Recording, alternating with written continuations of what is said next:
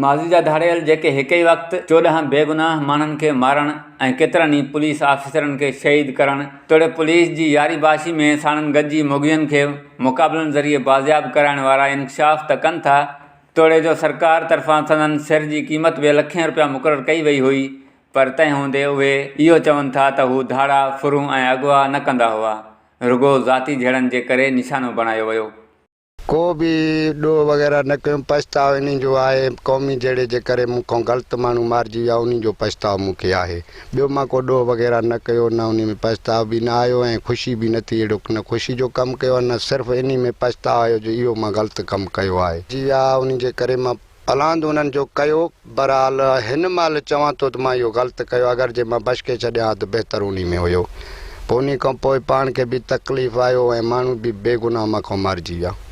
शौक़ु न हुयो, न असां ॾोह कया बि आहिनि, असां पुलिस जी मदद कंदा हुआसीं।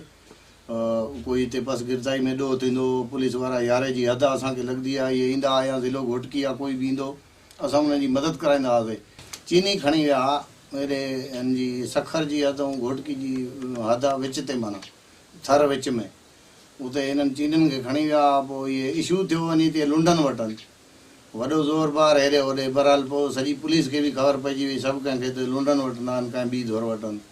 पोइ DIG साहिबु यारे थाणे ते आयो सखर खां, पोइ असांजे इहा संगत साथ जो हली आई, यारे थाणे वारा या ॿिया बि कुझु SHO हुया आया त असां गॾिजी वञी उन्हनि जी मदद कराईसीं, अॻियनि सां मज़म्मत कईसीं। जहिड़ो थी पियो त बि असां उहो माण्हू बि हिननि खे उहे चीनी मुफ़्त वठी ॾिना हुआसीं। DIG साहिब खे ख़ुदि यारे थाणे ते वेठो, असां अची उते छॾियासीं, अची उन्हनि खे हथ में ॾिनासीं। पुलिस वारा जेके हुया दोस्त उन वास्ते वारा, उन्हनि खे अची ॾिनासीं। असां हर वक़्तु हिननि जी मदद कई आहे। बहरहाल के जेके मुख़ालिफ़ दौर जा कमदार हूंदा आहिनि त पोइ उहे चङाई त कोन मञींदा कंहिंजी, उहे त इल्ज़ाम लॻाईंदा रहंदा न। असां त हर वक़्तु इहा चङाई कई आहे, हाणे असां बि सुकून में आहियूं।